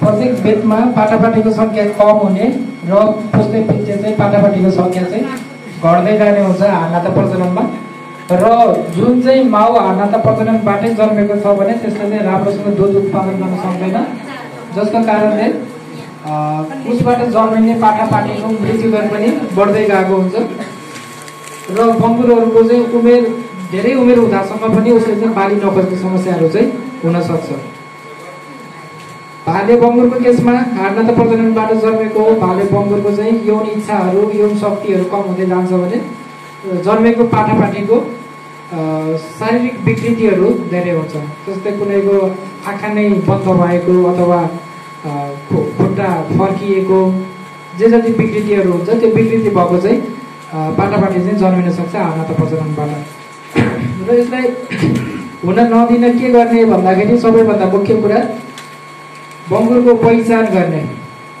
भनेको बङ्गुरको एउटा आइडेन्टिफिकेसन मार्क भन्छ कानमा नम्बरिङ अथवा ट्यागहरू यिनीहरू चाहिँ प्रयोग गर्न सकिन्छ बिर भुनी र पाटापाटीको रेकर्डहरू एकदमै दुरुस्त राख्ने आफ्नो फार्ममा पनि र यदि अरूको फार्मबाट पाटापाटी किनेर ल्याइरहेछ भने त्यसको पनि रेकर्ड एकदमै चेक गरेर मात्रै आफ्नो खोरमा चाहिँ लिएर आउनु पर्यो नाता पर्ने भाले पोल्ट्री प्रजनन नगराउने मैले अघि पनि भने र प्रत्येक बिरलाई 1 वा 2 वर्षमा अन्य बिरसँग साट्ने एउटा फार्ममा एउटा बिरलाई 1 वर्ष वा बढीमा 2 वर्ष मात्रै प्रयोग गर्नु पर्यो त्यसपछि तिनीहरूलाई अन्य फार्मको बिरहरूसँग साट्न पनि मिल्यो अथवा चाहिँ त्यसलाई चाहिँ मासुको लागि बेच्न पनि मिल्यो त्यस्तै बिर जस्तै यो छतौरी पनि आफ्नो वातावरणमा जुन चाहिँ उत्कृष्ट चाहिँ ठहरिएको छ त्यसलाई चाहिँ माउको रूपमा चाहिँ प्रयोग गर्ने हो र यदि मासुको लागि मात्रै हामीले पाल्ने हो प्रजनन चाहिँ हाम्रो चाहिँ मुख्य पेसा होइन पाटापाटीलाई हुर्काउने र मासुको लागि बेच्ने हो भने अर्को जातको भालेबाट प्रजनन गराउँदाखेरि पनि हुन्छ क्रस ब्रिडिङ भन्छ क्रस ब्रिडिङ गराउँदाखेरि पनि मासुको उत्पादन राम्रो हुन्छ पाटापाटीमा त्यो हार्नाता प्रजनन हुने सम्भावना चाहिँ कम हुन्छ अब माउको छनौट भयो ब्याडै बिरको छनौट भयो माउको छनौट भयो भने अब पाटापाटीको हेरचाह तपाईँहरूलाई थाहा नै होला प्रजननको 114 दिन पछाडि चाहिँ बङ्गुर ब्याउँछ सामान्य अवस्थामा र यसरी पाटापाटी जन्मिसके पछाडि सबैभन्दा सुरुमा गर्नुपर्ने काम के हो भन्दा भर्खरै जन्मेको पाटापाटीलाई माउको चाहिँ दुध चुस्न सिकाउने फेरि यसको 2-3वटा कुरा हुन्छ एउटा के हुन्छ भन्दा पाटापाटीले चाहिँ माउको दुधबाट एकदमै पर्याप्त पौष्टिक तत्त्वहरू चाहिँ पाइरहेको हुन्छ यसमा माउको दुधमा एन्टिबडीहरू हुन्छ त्यो एन्टिबडी चाहिँ के गर्छ भन्दा रोग प्रतिरोधी क्षमता चाहिँ वृद्धि गरिरहेको हुन्छ भने अर्को कुरा यदि पाटापाटी जन्मिने बित्तिकै माउको दुध चुस्टियो भने त्यहाँ एउटा हर्मोन निस्किन्छ अक्सिटोसिन भन्ने त्यो हर्मोनले चाहिँ पाठेघरको सङ्कुचन गराउँछ र पाठेघरको सङ्कुचन भइसके पछाडि त्यस पछाडि जन्मिने पाटापाटीहरू सजिलै जन्मिन सक्छ छिटो जन्मिन सक्छ अर्को पाटापाटी जन्मिसके पछाडि त्यसको नाभि काट्नु पर्यो र नाभि काटेको भागलाई आयोडिनमा डुबाउने तेल बेसार लाउने गरेको देखिन्छ कतिपय ठाउँमा केही उपलब्ध छैन भने त त्यसले पनि काम त गर्यो तर सबैभन्दा राम्रो चाहिँ आयोडिन अथवा चाहिँ अरू कुनै एन्टिसेप्टिकहरू जस्तै बिटाडिनहरू हुनसक्छ तिनीहरूमा डुबाइदिने त्यसलाई अर्को अघि पनि भन्यो हामीले पाठापाटीले दुध चुस्न सक्ने तर माउले पाठापाटी चुस्न नसक्ने गरी फलामको पार लगाउने, यो चाहिँ एकदमै अति महत्त्वपूर्ण छ। पाठापाटीलाई न्यानोसँग राख्ने, कुनामा छुट्टै स्थान बनाउने। अघि पनि भने माउको पेटमा आउँदाखेरि पाठापाटीले चाहिँ एकदमै धेरै तापक्रम पाइरहेको हुन्छ र त्यो जन्मिने बित्तिकै त्यो तापक्रम चाहिँ एक्कासी घट्दाखेरि उसमा चाहिँ त्यो सडनली तापक्रम घट्दाखेरिको चाहिँ असर देखिन्छ र मृत्यु पनि हुनसक्छ। त्यो कारणले पाठापाटीलाई न्यानोसँग राख्नु पर्यो, छुट्टै कुनामा छुट्टै स्थान बनाउने र त्यसलाई पनि त्यहाँ बल्बहरू अथवा अरू केही चिजहरू राखेर चाहिँ तातो हुने चाहिँ व्यवस्था मिलाउन सकिन्छ। अर्को सरसफाइ, पाठापाटीलाई स्वस्थ राख्ने खोरको नियमित सरसफाइ गर्ने।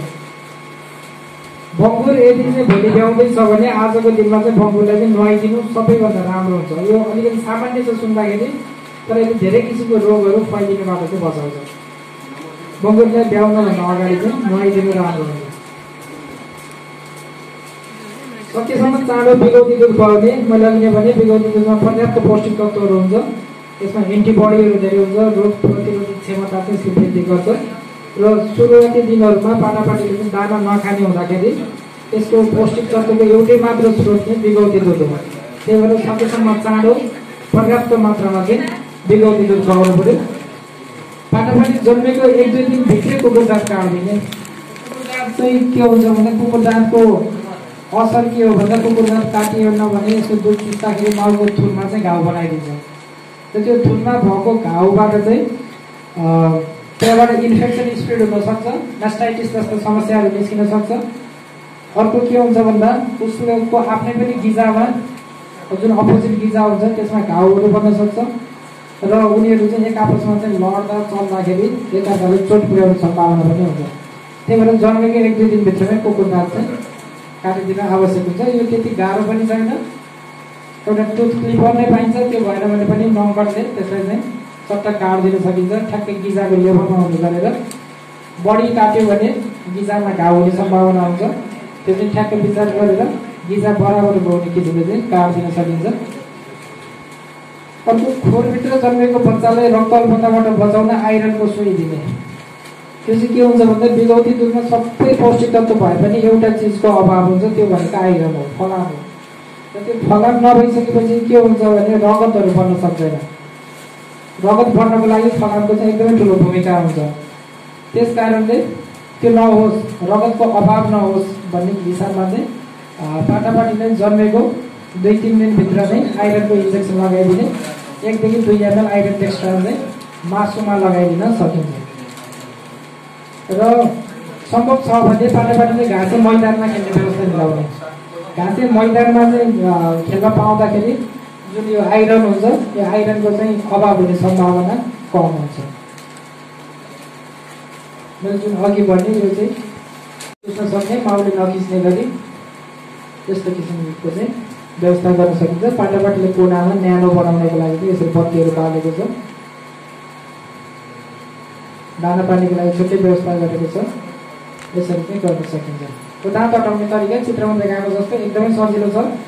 जन्मेको 72 घन्टाभित्र चाहिँ दाँत काटिदिने हो। त्यसलाई चाहिँ यसरी टुथ क्लिपरले गिजाको लेभल बराबर हुने किसिमले दाँत काटिदिन सकिन्छ। अर्को खसी पार्ने तरिका, उपयुक्त समय यसको चाहिँ 14 देखि 15 दिन हो। 2 हप्ताभित्रमा नै बङ्गुरको पाठाले चाहिँ खसी बनाउनु पर्यो। हाम्रो चाहिँ के देखिरहेको हुन्छ भन्दा 50-55 दिन हुँदासम्म पनि अथवा चाहिँ पाठापाटीले दुध छुट्याइसके पछाडि त्यस पछाडि चाहिँ खसी पार्ने गरेको देखिन्छ, त्यो चाहिँ राम्रो होइन। यसरी अब यसको प्रोसेस चाहिँ के हुन्छ भन्दा पाठालाई चाहिँ यसरी चाहिँ उल्टो बनाएर यसरी राख्ने, अन्डकोशलाई निचोरेर यसरी चाहिँ एउटा छेउमा लिएर आउने र चाहिँ त्यहाँनिर उपलब्ध भएसम्म लट्ठ्याउने औषधि लिग्नोगेनहरू चाहिँ प्रयोग गर्न सकिन्छ।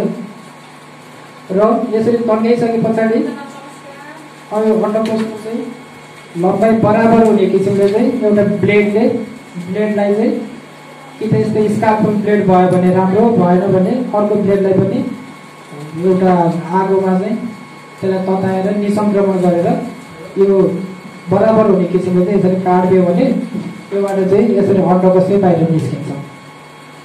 त्यो बाहिर निस्केको अन्डकोशलाई यसरी बाहिर निस्केको अन्डकोशलाई चाहिँ यहाँनिर एउटा चाहिँ डोरीले बाँधेर त्यो घाउहरू हुँदाखेरि स्टिच लगाउने जुन डोरी हुन्छ त्यो डोरीहरूले बाँधेर यता पछाडिपट्टि चाहिँ काट्न सकिन्छ भने अर्को के हुन्छ भन्दा यसलाई नै यहीँनिर काटिदिएर यसलाई नै घुमाएर यहीँ बाँधिदिँदाखेरि पनि हुन्छ।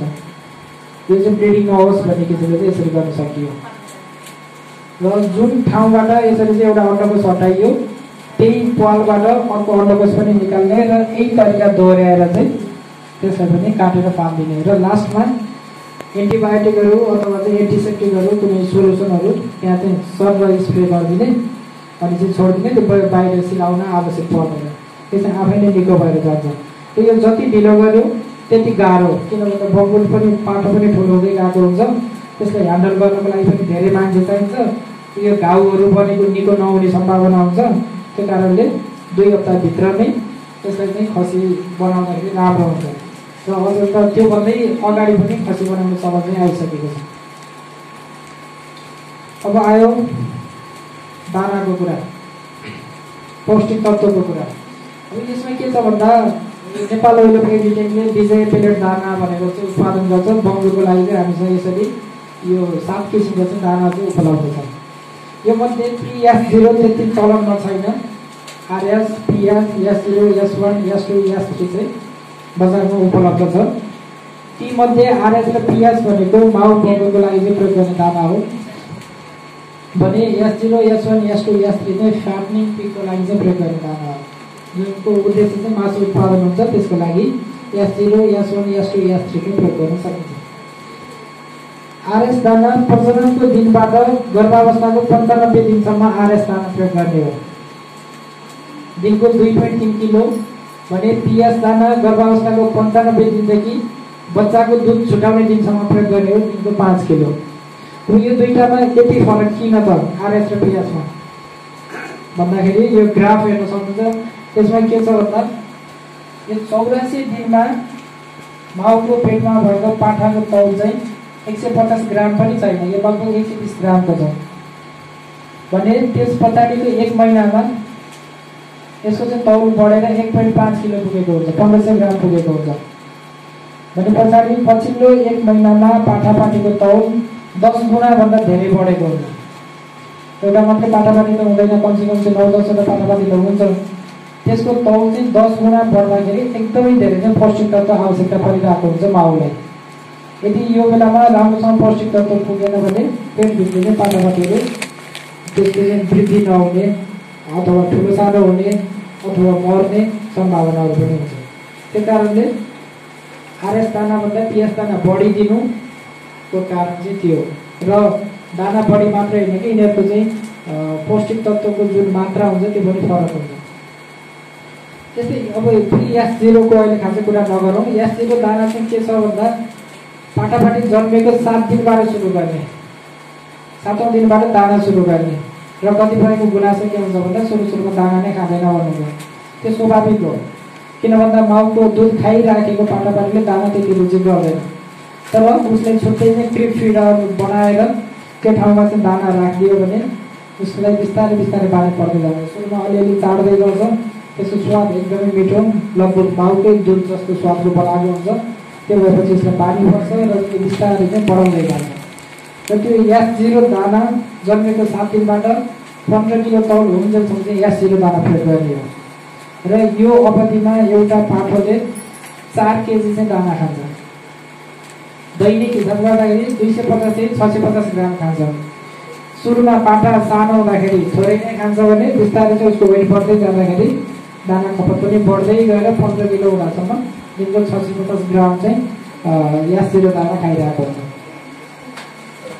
त्यसले S1 दाना 15 किलो तौलदेखि 30 किलो तौलसम्म S1 दाना दिने हो र यसले 15 देखि 30 किलो हुन्जेलसम्म 40 किलो चाहिँ S1 दाना चाहिँ खाएको हुन्छ एउटा बङ्गुरले। त्यसले दैनिक हिसाब गर्दाखेरि एक दिनमा 0.9 भनेको 900 ग्रामदेखि 1400 ग्रामसम्म चाहिँ एउटा बङ्गुरले खाएको हुन्छ। सुरुमा कम खान्छ किनभने सुरुमा जम्मा 15 केजीको हुन्छ र चाहिँ यसको बिस्तारै वेट बढ्दै 30 केजीसम्म पुग्दाखेरि यसले चाहिँ दिनमा 1.4 केजी चाहिँ दाना खान्छ। त्यस्तै S2 दाना 30 किलो तौलदेखि 60 किलो तौलसम्म हो र यसले जम्मा यो अवधिमा 100 किलो दाना खान्छ। त्यो दैनिक दाना खपत यसको 1.8 देखि 2.2 किलो हुन्छ। त्यस्तै यात्री दाना 60 किलोदेखि 120 किलो तौलसम्म खान्छ, अथवा 120 किलो पछाडि पनि अझ पाल्ने हो भने त्यो बेच्ने बेलासम्म चाहिँ यात्री दाना दिने हो। यो अवधिमा यसले 100 किलो दाना खान्छ भने एक दिनमा 2.7 देखि 3.2 किलो चाहिँ दाना खान्छ। भनेपछि एउटा बङ्गुरले जन्मिसके पछाडि 120 किलो तौल हुन्जेलसम्म 4 किलो यासवन दाना, 40 किलो 4 किलो यास जिरो दाना, 40 किलो यासवन दाना, 100 किलो यास्टो दाना र 100 किलो यास्टे दाना गरेर जम्मा 244 किलो चाहिँ दाना खान्छ। 244 किलो दाना खाएर 120 किलो चाहिँ तौल चाहिँ यो बङ्गुरको आएको हुन्छ।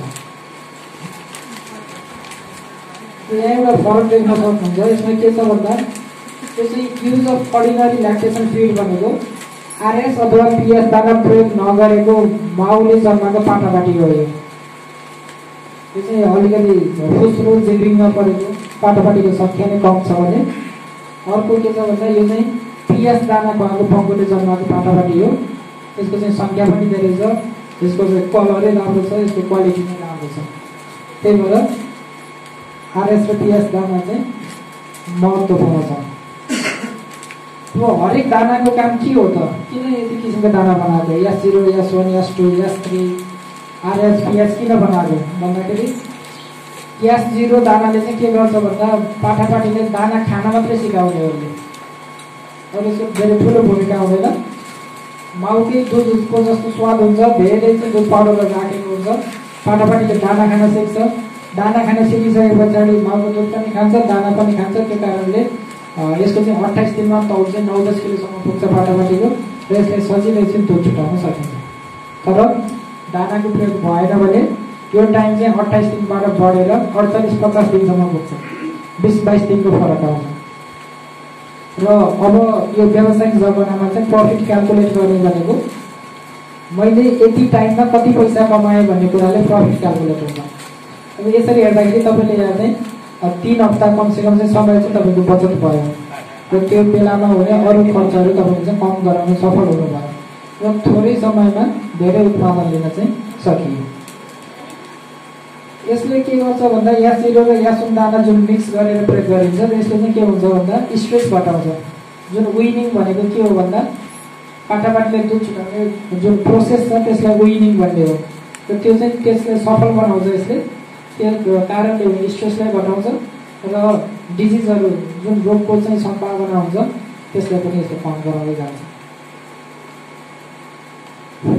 यासवन दाना शारीरिक तौल यो 10 लेखेको छ, 10 होइन 15 देखि 30 किलोसम्म चाहिँ यासवन दाना पाउने हो। यसको मुख्य उद्देश्य भनेको हड्डीको चाहिँ ग्रोथ गराउँछ। यसले हड्डीको ग्रोथ भइसकेपछि के हुन्छ भन्छ एउटा शरीरको फ्रेम बन्छ के, त्यसमा नै बाहिर मासु बोसो लागेर पछि तौल बढ्ने हो। सुरुमा चाहिँ ठुलो दारपातको बनाउँछ यसले, हड्डीको चाहिँ राम्रो विकास गराएर त्यसमा क्याल्सियमहरूको चाहिँ मात्रा धेरै हुन्छ र यसको अर्को चाहिँ मुख्य रोल के हुन्छ भन्दा ग्यास्ट्रोइन्टेस्टाइनल ट्र्याक्ट भनेको पेट र आन्द्राको चाहिँ राम्रो विकास गराउँछ। यासवन दानाले पेट र आन्द्राको राम्रो विकास भइसकेपछि के हुन्छ भन्दा खाएको दानाहरू एकदमै राम्रोसँग पच्छ र सजिलै शोषिन्छ। त्यसले गर्दा खेर जाने सम्भावना पनि हुँदैन र वेटहरू पनि एकदमै छिटो चाहिँ बढ्छ। भने यास्टो दाना 30 देखि 60 किलो शरीरको तौल हुँदासम्म यास्टो दाना प्रयोग गर्ने हो। यासवन दानाले चाहिँ आन्द्राको राम्रो विकास गरेको कारणले यास्टो दाना सजिलै पच्छ, राम्रोसँग पच्छ र यसले चाहिँ मासुको चाहिँ ग्रोथ गराउँछ। भनेको मासु लाग्दै जान्छ यास्टो दाना प्रयोग हुँदाखेरि।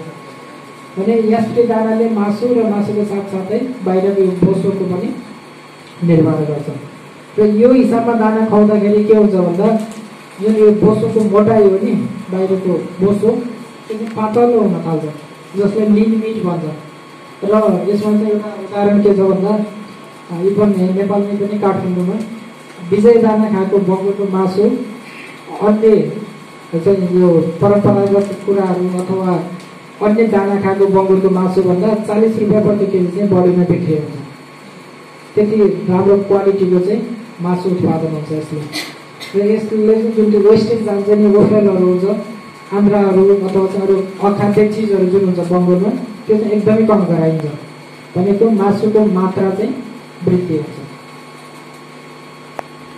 पुरा बङ्गुरको भोकातिर योभन्दा धेरै खोपहरू पनि छ छात्रलाई होइन, तर यो दुईवटा चाहिँ छुटाउनै भयो। त्यो उपलब्ध पनि छ, त्यसलाई छुटाउनु पनि भएन। बङ्गुरको हैजा स्वाइन फिभर भन्छ चाहिँ यदि यो रोग लाग्यो भने घटनाको सबै बङ्गुरहरू मरेरै सकिने हो। त्यो कारणले त्यसलाई दियो भ्याक्सिन, त्यो समयमा चाहिँ भ्याक्सिन गर्यो भने, खोप दियो भने त्यसलाई पनि बचाउन सकिन्छ भने कोभिडको चाहिँ 3 महिनाको उमेरमा सुरुमा दिने र 1 वर्ष चाहिँ रिलिज गर्छ। त्यस्तै परजीवीको औषधिहरू, जुकाको औषधिहरू, जुकाको औषधि दिँदाखेरि भाले बङ्गुरलाई 6 महिनाको घरमा दिने हो। माउ बङ्गुर, पोथी बङ्गुरहरूलाई चाहिँ ब्याउनभन्दा 2 हप्ता अगाडि र काठमाडौँ छुट्याएपछि दिने हो। यो ब्याउने भइसकेपछि जुन प्रकारले जुकाको औषधि मिल्दैन, प्रेग्नेन्सीको लागि सेफ हुने विषयको मात्रै दिन्छ। त्यो भनेको प्रेग्नेन्ट प्रेग्नेन्सीको लागि सेफ छ, त्यो चाहिँ दिनु। अनि फ्याटिङको लागि चाहिँ दुध छुटाइसके पछाडि र हरेक 3 महिनामा दिने भने सबै पार्टीलाई भाले लाग्नुभन्दा 2 हप्ता अगाडि पनि एकचोटि चाहिँ जुकाको औषधि दिन्छ। जुकाको चाहिँ धेरै किसिमको हुन्छ, तपाईँको मैले देखाउँदा भण्डारणको तरिका हो। यसमा मैले किन इन्क्लुड गरेँ भन्दा अहिले चाहिँ बर्खाको सिजनमा धेरै चाहिँ अब बेसी लाग्ने समस्याहरू चाहिँ देखिरहेको हुन्छ। त्यो के कारणले हुन्छ भन्दा दानाको चाहिँ राम्रो छ भण्डारण भएन भने त्यो समस्या हुन्छ। त्यसको लागि अब यो चाहिँ उदाहरण मात्रै हो। यो चाहिँ कस्तो छ भन्दा जुन तलको यो निलो निलो देख्नुभएको छ, यही किसिमको एउटा काठको चाहिँ संरचना बनाउनु पर्यो।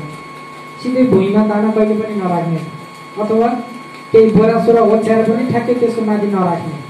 तल कमसेकम यसरी चाहिँ पाल परेको हावा छिर्ने ठाउँ चाहिँ हुनुपर्छ, जसले गर्दा त्यो जुन त्यो भुइँमा सिधै राख्दाखेरि पसिना आउने र चाहिँ त्यही मोइस्चरले गर्दा पछि फेरि ढुसी आउने समस्याहरू हुन्छ, त्यो चाहिँ कम हुन्छ। दाना राख्दाखेरि कहिले पनि भित्तामा टस्साएर राख्नु हुँदैन, दानामा कहिले पनि पानीहरू पर्नु हुँदैन, दाना भण्डारण गर्दाखेरि पनि राख्दाखेरि पनि यी कुराहरूमा चाहिँ ध्यान दिनुपर्छ। र यो कमसेकम अरू बेलामा नभए पनि वैशाखदेखि भदौसम्मको यो टाइममा चाहिँ एकदम फ्रेस दाना मात्रै मगाएर खुवाउनुपर्छ। तपाईँले जति दाना आवश्यक छ 4-5 दिनमा कति खपत हुन्छ त्योभन्दा बढी दाना मगाउनु हुँदैन। बरु धेरै पटक मगाउने, थोरै थोरै दाना मगाएर फ्रेस दाना चाहिँ प्रयोग गर्ने। यति गर्दा गर्दै पनि कुनै हिसाबमा चाहिँ सिजन दानामा देखियो भने त्यो दानाले प्रयोग गर्नु हुँदैन। दाना भण्डारण गर्ने कोठामा अर्को एउटा के कुरामा चाहिँ विचार पुर्याउनु पऱ्यो भन्दा हावा खेल्ने किसिमको हुनुपर्छ। पुरै सबै चाहिँ बन्द ट्याउमा परेको कोठाहरू भयो भने पनि त्यसमा चाहिँ मोइस्चर बिल्डअप हुन्छ, जसको कारणले दानामा ढुसीहरू लाग्न सक्छ। यो चाहिँ के छ भन्दा यसको मुख्य यसमा भन्न खोजेको के हो भन्दा बङ्गुरको वेट जति छिटो 25 किलो पुग्छ त्यति छिटो चाहिँ त्यसलाई चाहिँ मार्केटिङ गर्न सकिन्छ।